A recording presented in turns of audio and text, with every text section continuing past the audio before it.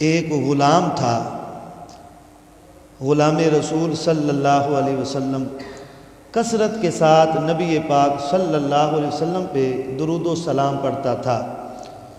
جب بھی اسے ٹائم ملتا اٹھتے بیٹھتے چلتے پھرتے کثرت کے ساتھ نبی پاک صلی اللہ علیہ وسلم پہ درود و سلام پڑھتا تھا۔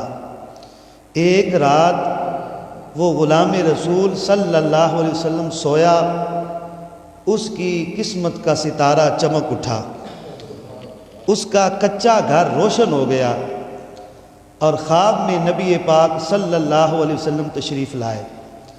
آپ نے فرمایا میرے غلام میرے پاس آؤ، جس منہ سے تم مجھ پہ درود و سلام پڑھتے ہو وہ منہ قریب کرو، میں اس سے بوسہ لینا چاہتا ہوں۔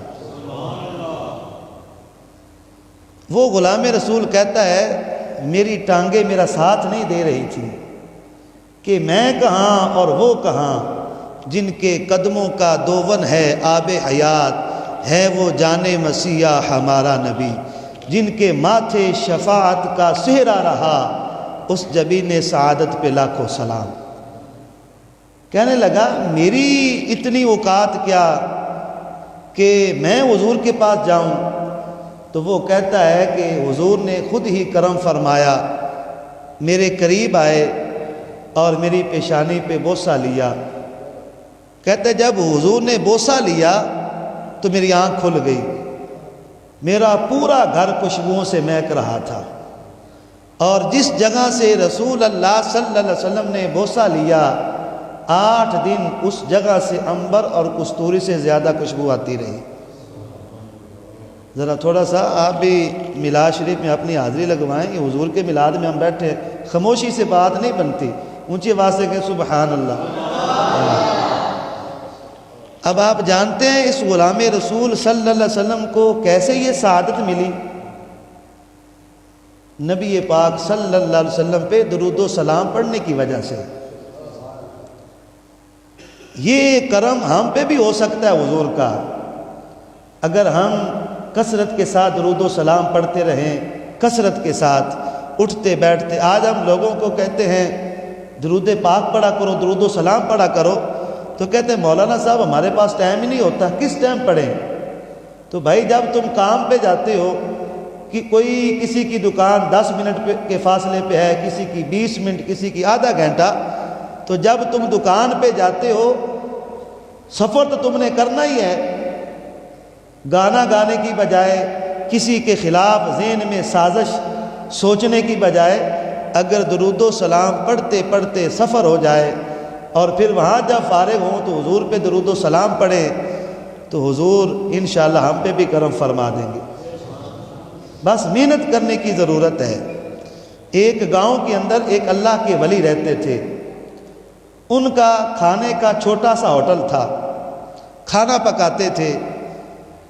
ان کا طریقہ کار یہ تھا، صبح جب انہوں نے اپنا ہوٹل کھولنا تو 2 رکعت نماز نفل ادا کرنی، اس کے بعد اللہ کی بارگاہ میں ہاتھ اٹھا کے دعا مانگنی، اے اللہ اگر اس رزق میں مال حرام شامل ہو گیا ہے تو مجھے معاف فرما۔ یہ ان کا طریقہ تھا۔ پھر آٹا گوندتے، جب آٹا گوندتے تو اس وقت پڑھتے تھے یا عزیز یا اللہ، یہ پڑھتے رہتے، آٹا گوندتے رہتے۔ اور جب پیڑے بناتے اس وقت پڑھتے تھے یا رحمان یا اللہ، اس وقت یہ پڑھتے۔ اور جب روٹی تندور میں لگاتے تو تھوڑا سا سیک پڑتا ہاتھ کو تو وہ پڑھتے تھے اللہم اجرنا من النار، اے اللہ ہمیں نار جہنم سے آزادی عطا فرما۔ یہ پڑھتے تھے۔ جو لوگ اس بابا جی کے پاس مستقل کھانا کھاتے تھے، روزانہ کھانا کھاتے تھے، کھانا کھاتے کھاتے کھاتے ایک وقت ایسا آیا وہ سارے اللہ کے ولی بن گئے۔ محنت کرنے کی ضرورت ہے۔ آج آپ غصہ نہ کیجئے گا، میں معذرت کے ساتھ آپ سے گزارش کرتا ہوں، آج ہمارے گھروں میں کیا ہوتا ہے؟ ناچ گانا، ڈھول باجا۔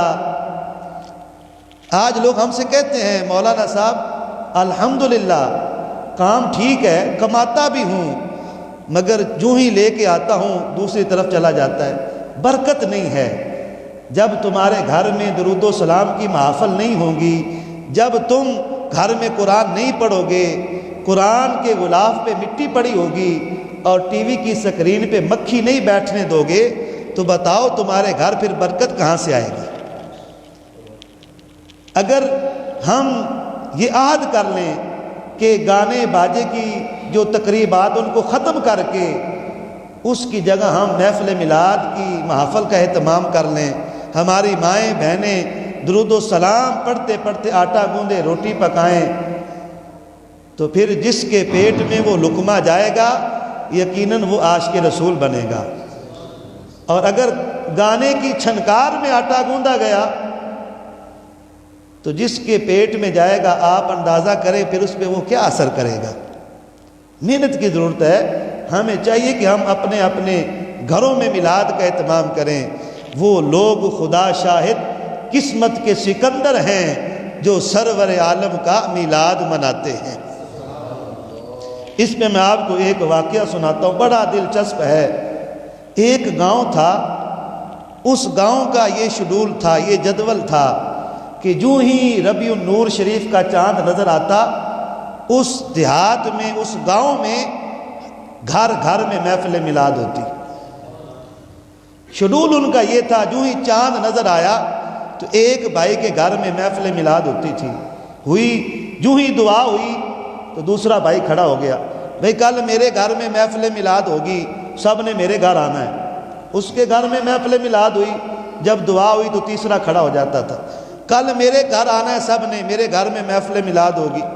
اس کے گھر میں دعا ہوتی تو چوتھا کھڑا ہو جاتا، پانچواں کھڑا ہو جاتا۔ یہ ان کی ترتیب تھی۔ اس گاؤں کے اندر ایک غریب آدمی رہتا تھا، مفلس تھا۔ اس کے دل میں بڑا شوق تھا کہ میرے گھر میں بھی حضور کا میلاد ہو۔ اس کے حالات کمزور تھے، شوق بڑا تھا۔ جب بھی وہ سوچتا، اپنے حالات کو دیکھتا تو اس کے حالات اسے اجازت نہیں دیتے تھے کہ میں کس طرح اہتمام کروں گا۔ ایک مرتبہ محفل میں ایسا رنگ بنا وہ عاشق رسول اپنے جذبات پہ کنٹرول نہ کر سکا، اس نے کھڑے ہو کے کہہ دیا، بھائی کل میرے گھر میں محفل میلاد ہوگا۔ اس نے جذبات میں آ کے اعلان کر دیا۔ چھوٹا سا اس کا مکان تھا، چھوٹا سا کمرہ، چھوٹا سا سین۔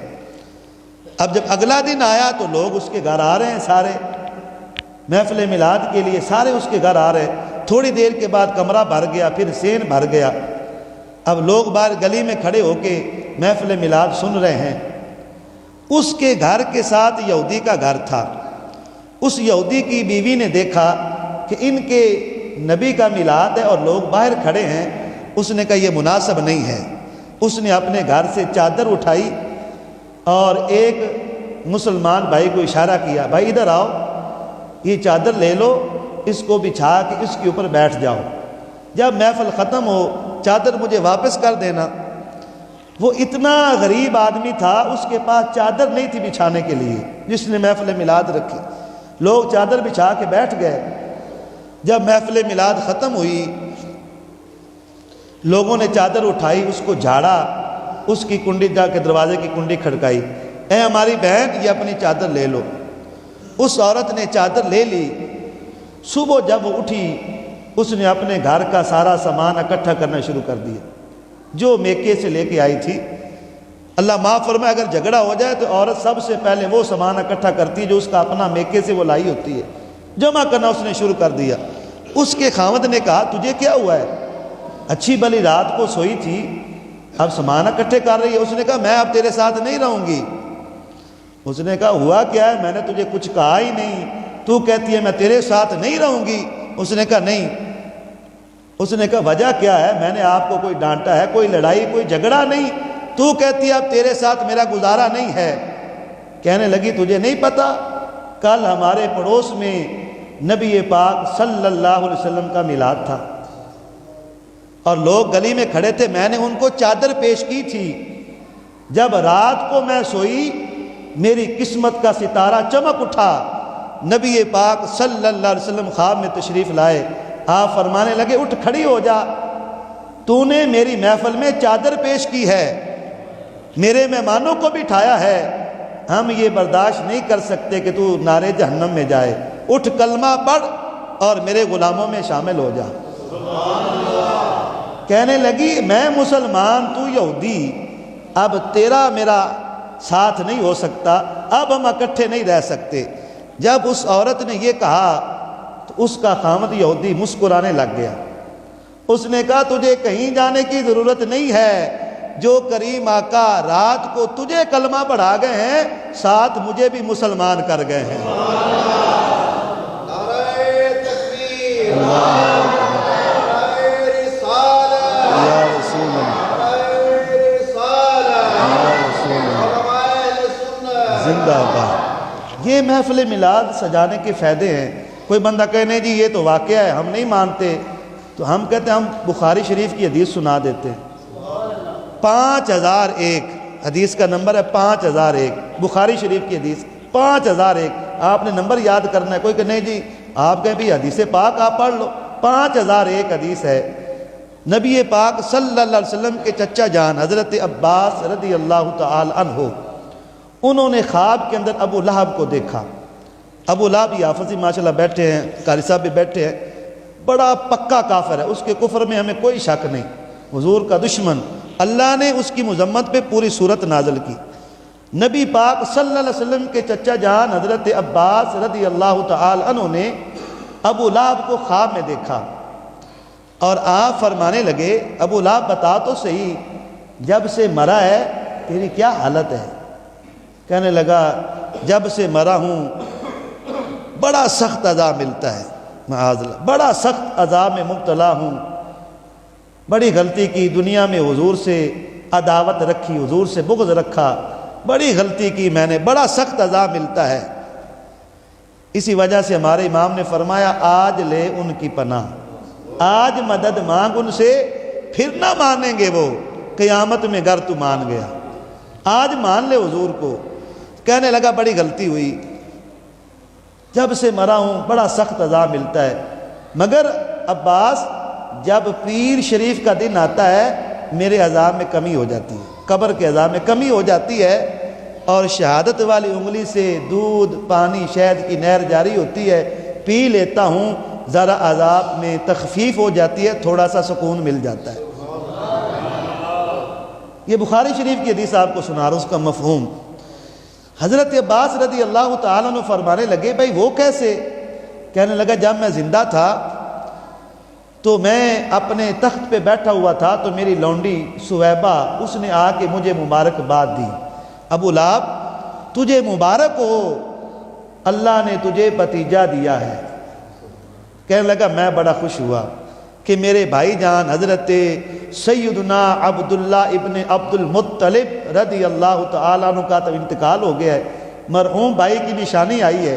کہنے لگا میں بڑا خوش ہوا اور خوشی میں نے انگلی کے ساتھ اشارہ کیا، اے سویبہ اس خوشی میں تجھے آزاد کرتا ہوں۔ آج ہم میلاد کی خوشی مناتے ہیں، ہر دور میں خوشی منانے کا الگ الگ طریقہ رہا ہے۔ اس دور میں یہ خوشی منائی جاتی تھی، جس کو بڑی خوشی ہوتی وہ غلام آزاد کرتا۔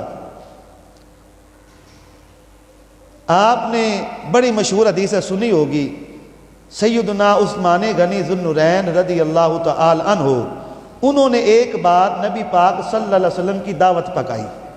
حضور جب ان کے گھر تشریف لا رہے تھے تو حضرت سیدنا عثمان غنی ذو النورین رضی اللہ تعالی عنہ حضور کے قدم گن رہے تھے، قدموں کی طرف دیکھ رہے تھے۔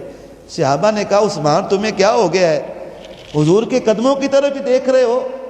فرمانے لگے میں حضور کے قدم گن رہا ہوں، حضور میرے گھر آ رہے ہیں، جتنے قدم حضور میرے گھر میں چل کے آئیں گے آپ کی آمد کی خوشی میں اتنے غلام آزاد کروں گا۔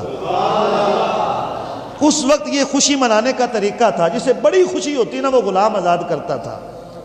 جس طرح جب میں بالکل چھوٹا سا تھا اس وقت جب ربیع نور شریف کا مہینہ آتا تو ہم اپنے گھروں کی چھتوں پہ موم بتیاں لگاتے تھے، شاید ان بابوں کو یاد ہو، موم بتیاں لگاتے تھے، تھوڑی دیر کے بعد بجھ جاتی تھی، پھر اس کو جا کے ماچس سے روشن کرنا، پھر دیے جلائے جاتے تھے۔ اب الحمدللہ لائٹنگ لگتی ہے۔ ہر دور کا اپنا اپنا طریقہ رہا ہے۔ ابو لہب نے جب خوشی کی، اس نے کہا اس خوشی کی وجہ سے اللہ نے مجھے یہ اتنی میرے عذاب میں تخفیف رکھی ہے۔ ابو لہب نے جو حضور کی ولادت کی خوشی کی، محمد الرسول اللہ صلی اللہ علیہ وسلم سمجھ کے نہیں کی، اللہ کا نبی سمجھ کے نہیں کی، صرف اپنا بھتیجا سمجھ کے خوشی کی ہے۔ تو یار جو اتنا بڑا کافر ہو، جس کی مذمت میں اللہ قرآن اتارے، اگر وہ حضور کی آمد کی خوشی کرے نبی سمجھ کے نہیں، بھتیجا سمجھ کے، تو اس کے عذاب میں اتنی تخفیف ہوتی ہے۔ تو جو آج کے رسول مسلمان حضور کو محمد الرسول اللہ سمجھ کے حضور کا میلاد سجائے، حضور کو آخری نبی سمجھ کے آپ کا میلاد منائے، حضور کو رحمت للعالمین سمجھ کے آپ کا میلاد منائیں، تو آپ اندازہ کریں اس کی قبر کتنی روشن ہوگی، اس کو کتنا سکون ملے گا۔ اس وجہ